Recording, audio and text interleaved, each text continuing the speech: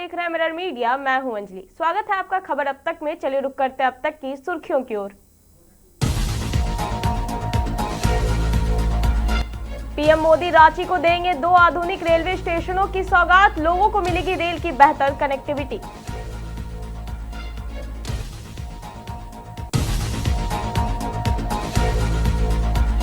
हजारीबाग में महिला शक्ति की उड़ान। देश भर के उद्यमियों ने दिखाई आत्मनिर्भरता की मिसाल।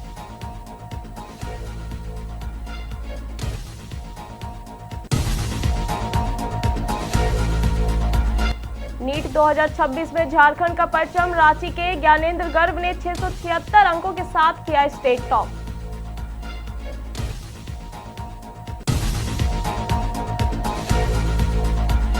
निरसा के जवाहर नवोदय विद्यालय में रैगिंग की शिकायत। छात्र की बेल्ट से पिटाई का वीडियो वायरल।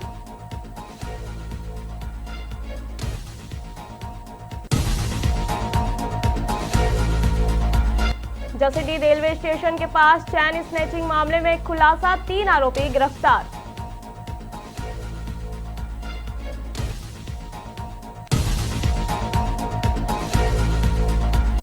अब खबरें विस्तार से। प्रधानमंत्री नरेंद्र मोदी आज शुक्रवार को रांची को 2 नई आधुनिक रेल सुविधाओं की सौगात समर्पित करने जा रहे हैं। अमृत भारत स्टेशन योजना के अंतर्गत पिस्का और मुरी रेलवे स्टेशनों का लोकार्पण आज होगा। इस विकास कार्य से रातू रोड समेत आसपास के इलाकों में रहने वाले लाखों लोगों को बेहतर रेल कनेक्टिविटी और विश्व स्तरीय यात्री सुविधाएं उपलब्ध होगी। केंद्रीय रक्षा राज्य मंत्री एवं रांची सांसद संजय सेठ ने बताया कि पिस्का स्टेशन को दिल्ली के आनंद विहार स्टेशन की तरह विकसित किया गया है। उन्होंने कहा कि ये मेरा वर्षों पुराना सपना था जो आज पूरा होने जा रहा है।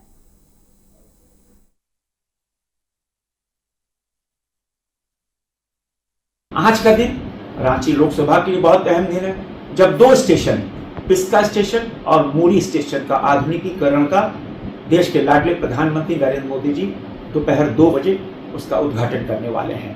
और आज आप याद करें 2019 जब हमने वादा किया था कि पिस्का स्टेशन को आनंद विहार के रूप में डेवलप करेंगे, उसको विकसित करेंगे। आज का दिन जब पिस्का स्टेशन और मुरी स्टेशन का आधुनिकीकरण का उद्घाटन होने वाला है, हमको भी उस कार्यक्रम में रहना था, किंतु दिल्ली के अंदर बहुत अहम बैठक हुई है, उसके कारण हमको दिल्ली आना पड़ा। मैं उस कार्यक्रम को जरूर मिस करूंगा, लेकिन आप सब बहुत उत्साह से, बहुत उमंग से 2 बजे दोपहर पिस्का स्टेशन और मुरी स्टेशन के उस कार्यक्रम में उपस्थित होंगे और निश्चित रूप से आप हर्ष व्यक्त करेंगे। आज का दिन रेलवे के क्षेत्र में बहुत अहम दिन है। मैं देश के रेलवे मंत्री जी को उनकी शुभेच्छा चाहूंगा, जिनके नेतृत्व में रेल आज प्रगति कर रहा है। आज के इस कार्यक्रम में आप सब 2 बजे पहुंचकर उस महत्वपूर्ण कार्यक्रम में। हजारीबाग में आयोजित जीतो लेडीज विंग के 2 दिवसीय उड़ान लाइफस्टाइल एग्जीबिशन में देश के विभिन्न राज्यों से पहुंची महिलाएं उद्यमियों ने अपने हुनर, नवाचार और उत्पादों का शानदार प्रदर्शन किया। इस आयोजन ने महिला सशक्तिकरण और आत्मनिर्भर भारत की सोच को नई मजबूती दी।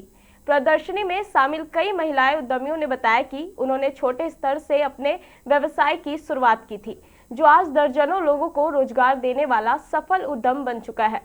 हर वर्ष बढ़ती भागीदारी इस बात का प्रमाण है कि अब महिलाएं हर क्षेत्र में अपनी अलग पहचान बना रही है और आत्मनिर्भर भारत के सपनों को साकार करने में महत्वपूर्ण भूमिका निभा रही है। 4.0 लाइफस्टाइल एग्जीबिशन है। ये महिलाओं के लिए एक प्लेटफॉर्म है। इस प्लेटफॉर्म से महिलाएं आगे बढ़ती है, उन्हें एक नई पहचान मिलती है और एक आत्मनिर्भरता आती है, तो उनको आगे बढ़ाने का एक हमारा एक प्रयास है। कितनी महिलाएं आई है, कहाँ से आई है? यहाँ पे जगह जगह से विभिन्न स्थानों से आई है महिलाएं, जैसे गिरिडीह है, कोडरमा है, पुरलिया है, जयपुर है, पंजाब है, दिल्ली है, वाराणसी है, तरह तरह की जगह से लोग आए। हम लोग 2 थे तो 6 बच्चे थे, तो शी वॉज इनटू बच्चा लोग को तैयार करना, बड़ा करना। फिर जब हम सबकी शादी हो गई तो वो पूरी फ्री हो गई, तो धीरे धीरे बहुत लोनली फील करने लगी। देन वी स्टार्टेड कि ठीक है हम लोग थोड़ा थोड़ा कुछ भी काम करते हैं जो मम्मी बिजी हो जाएंगी। तो मम्मी को जब हम लोग बिजी करने लगे तो इसमें हम भी धीरे धीरे इन्वॉल्व होने लगे, क्योंकि लेटेस्ट क्या है, मार्केट में जाके बात करना, ये सब थोड़ा सा मम्मी को चैलेंजिंग लगता था। तो इसीलिए फिर धीरे, because she is very creative, ये सारे डिजाइन मोस्टली उन्हीं के बनाए हुए हैं, वो ही क्रिएट करती है और फिर वो हम लोग दूसरों को देख। रांची के ज्ञानेंद्र गर्ग ने नीट परीक्षा में 676 अंक हासिल कर पूरे राज्य में टॉप किया है। ज्ञानेंद्र गरवा के एसडीएम मयंक भूषण के पुत्र हैं। इस शानदार सफलता से परिवार और शुभचिंतकों में खुशी का माहौल है।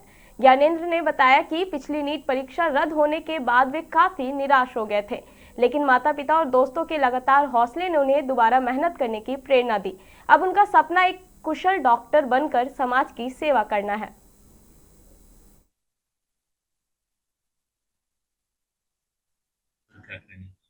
काफी गौरव का क्षण है और हमारे बेटे ने लगातार जो परिश्रम किया है, एक प्रकार से नर्सरी से लेकर के 12th तक आज उसका परिणाम आया है।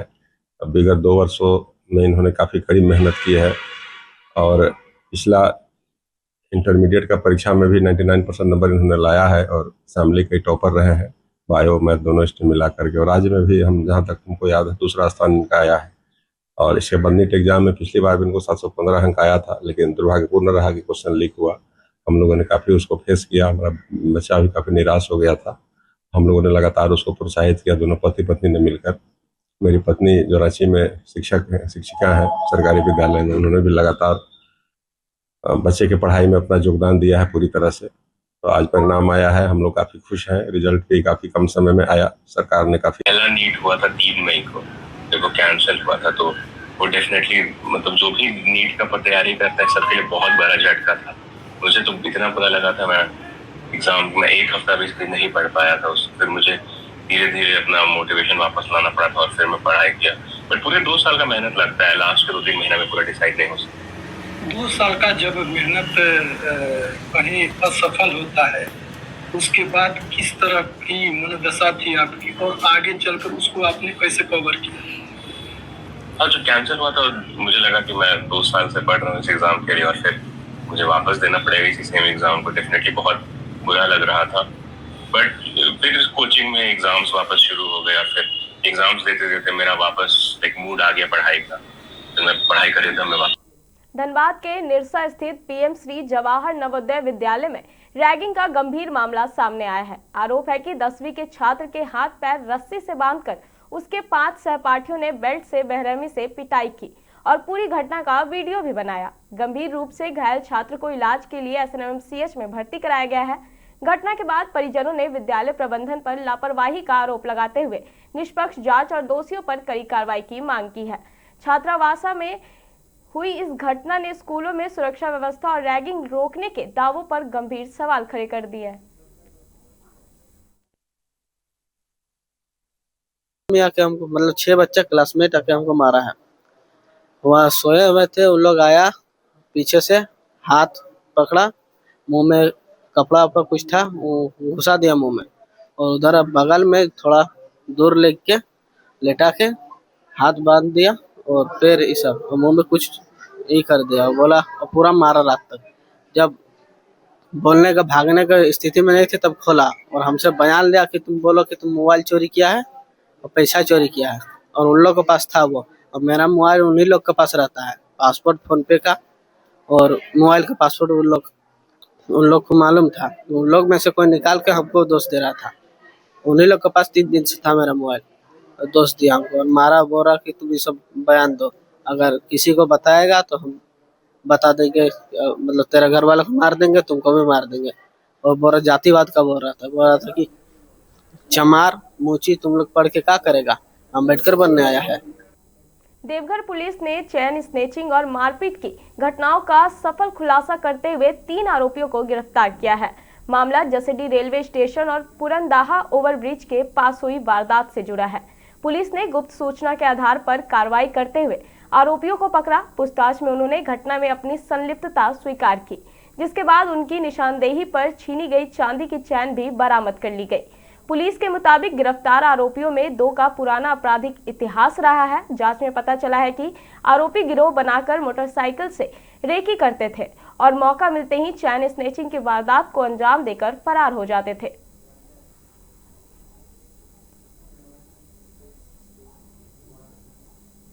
फिलहाल इस खबर में इतना ही। ऐसी तमाम खबरों के लिए बने रहे मिरर मीडिया के साथ।